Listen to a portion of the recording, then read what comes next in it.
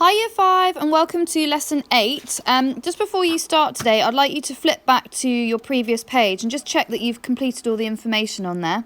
And then I'd like you to answer the questions at the top of the page. So the common themes, please, for Aboriginal dot painting. So they have animals in them, they're formed from dots, perhaps they use hot colours, harmonious colours, and just list 5 examples.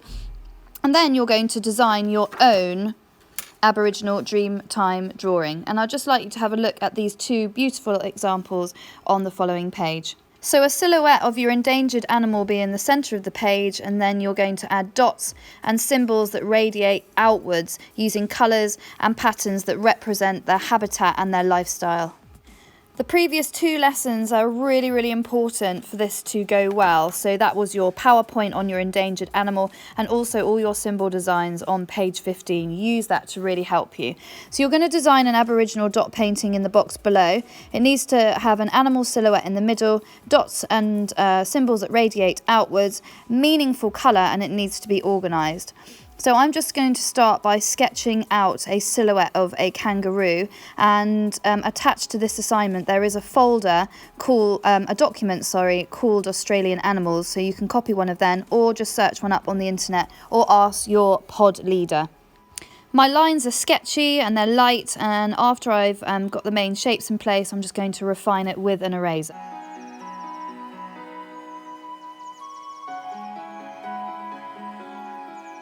If you're struggling with your drawing, then remember you can always break it down into basic shapes like I'm demonstrating now by creating circles. Remember to refine it.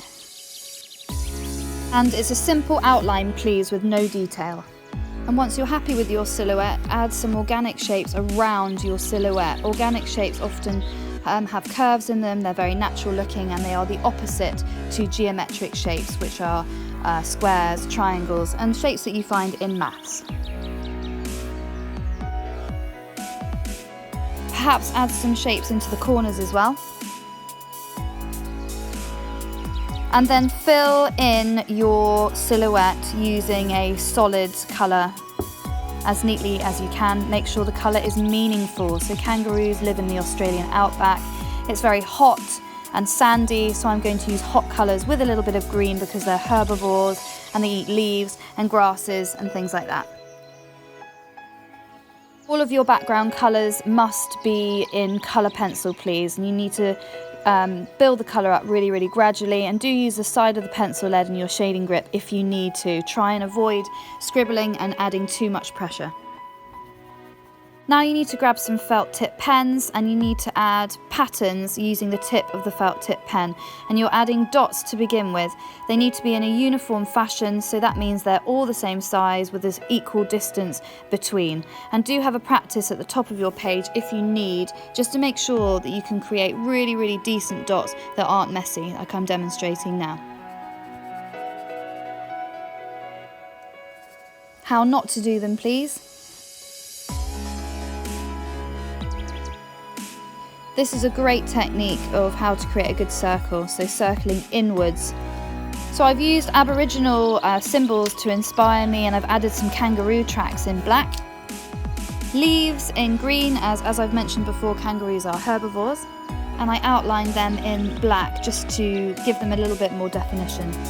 And last of all, I added some bigger purple dots, and now I'm adding a symbol which represents the Australian outback and the hills. All your colours, patterns and dots must radiate outwards and be meaningful. Try and completely fill the space. So you can see I've outlined my kangaroo with a black pencil. I've added black smaller dots around the edge of the kangaroo, and now I'm adding a symbol which represents grass.